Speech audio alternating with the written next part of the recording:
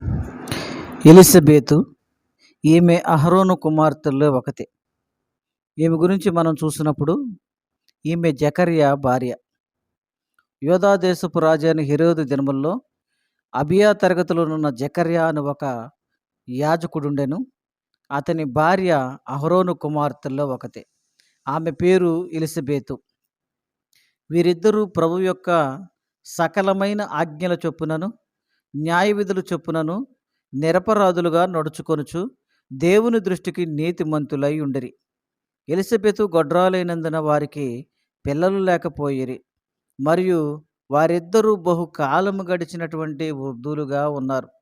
ఇలాంటి పరిస్థితుల్లో పిల్లలు లేనటువంటి గొడ్రాలుగా ఉన్నటువంటి పరిస్థితుల్లో ఎలిసబెతు నిత్యము ప్రార్థిస్తూ ఉండేది.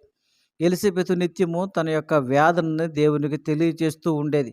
జకర్యా తన తరగతి క్రమం చొప్పున దేవుని ఎదుట యాజక ధర్మము జరిగించుచుండగా, జకర్యా యాజక ధర్మము నిర్వర్తించేటువంటి వ్యక్తి. యాజక మర్యాద చొప్పున ప్రభువు ఆలయములోనికి వెళ్ళి ధూపం వేయుటకు అతని వంతు వచ్చెను. ధూపం వేయుట యందు ఆయన వంతు వచ్చినప్పుడు ఆ జనసమూహమంతయు ఆలయము బయట, ప్రార్థనా ప్రాంగణం బయట నిలిచి ఉన్నారు. ప్రభు దూత ధూపవేదిక కుడివైపున నిలిచి అతనికి కనబడగా జకర్యా అతనిని చూచి తొందరపడి భయపడెను. ఎప్పుడైతే జకర్యా మందిరములోన ప్రవేశించాడో జనం సమూహమంతయు జకర్యా కొరకు ఎదురు చూస్తూ ఉన్నది. ఈ యొక్క ఎదురు చూస్తున్న సమయంలో ఆ మందిరము లోన ఉన్నటువంటి జకర్యాకి ప్రభుని యొక్క దూత కనిపించింది. ఆ ప్రభు యొక్క దూతను చూసి జకర్యా తొందరపడటమే కాక భయపడిన వాడైను.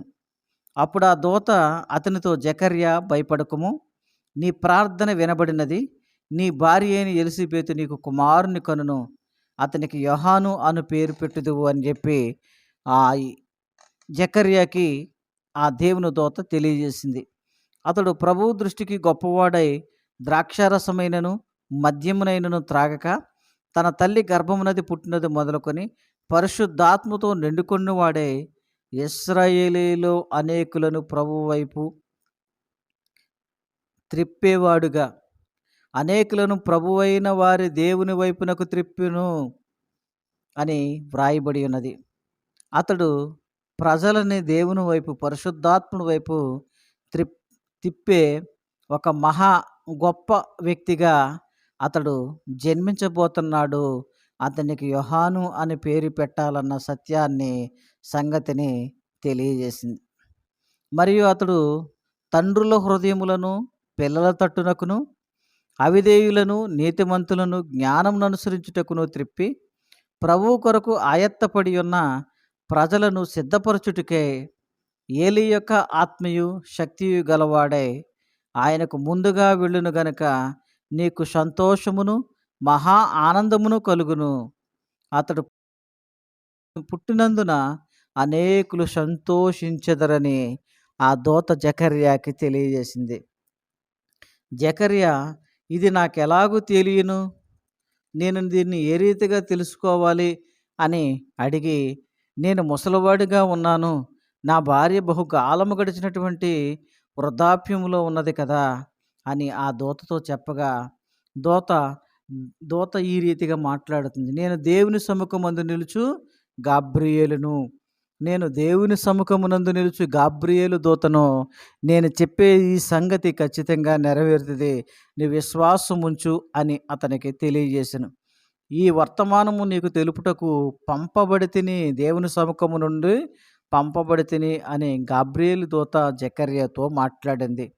మరియు నా మాటలు వాటి కాలమందు నెరవేరును, నీవు వాటిని నమ్మలేదు గనుక ఈ సంగతులు జరుగు దినం వరకు నీవు మాటలాడక మౌనమై ఉందువని అతనితో చెప్పెను. ఎప్పుడైతే అతనితో గాబ్రియేలు దూత మాట్లాడిందో అప్పటి నుండి అతని యొక్క మాట పలకలేని విధముగా మోగవాడిగా అతడు కొంతకాలం ఉన్నట్లుగా బైబిల్ తెలియజేస్తుంది.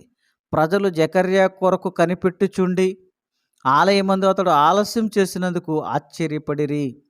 ఆలయమునందు జకర్యా ఎంతసేపు ఎందుకు ఉన్నాడు అనేది ప్రజల యొక్క ఆలోచన. కనుక వారు ఆలోచన చేసి ఆశ్చర్యాన్ని వ్యక్తపరిచారు. అతడు వెలుపలికి వచ్చినప్పుడు వారితో మాట్లాడక పోయినందున, ఎప్పుడైతే వారు బయటికి వస్తాడని ఎదురు చూస్తున్నారో వచ్చాడు, కానీ వారితో ఏమీ మాట్లాడలే. ఈ విషయాన్ని గమనించినటువంటి వారు, లోన ఏదో జరిగినది, ఆలయములో అతనికి దర్శనము కలిగినదని వారు గ్రహించారు. అప్పుడు వారికి సంజ్ఞలు చేయుచు మోగవాడై ఉండెను. ఏమి జరిగిందన్న సంగతిని తెలియజేసే పరిస్థితిలో అతడు లేడు, మోగవాడిగా ఉన్నాడు. అతడు సేవ చేయు దినములు సంపూర్ణమైనప్పుడు తన ఇంటికి వెళ్ళెను.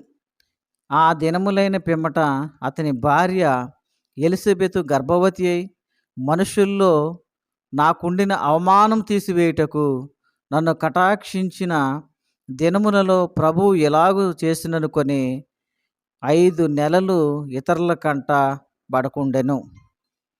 ఈ వార్త తమకు తెలిసిన తర్వాత, ఆమె గర్భవతిగా ఉన్నదన్న సంగతి ఆమెకు తెలిసిన తర్వాత ఎవ్వరికీ కూడా కనిపించకుండా 5 నెలలు ఇతర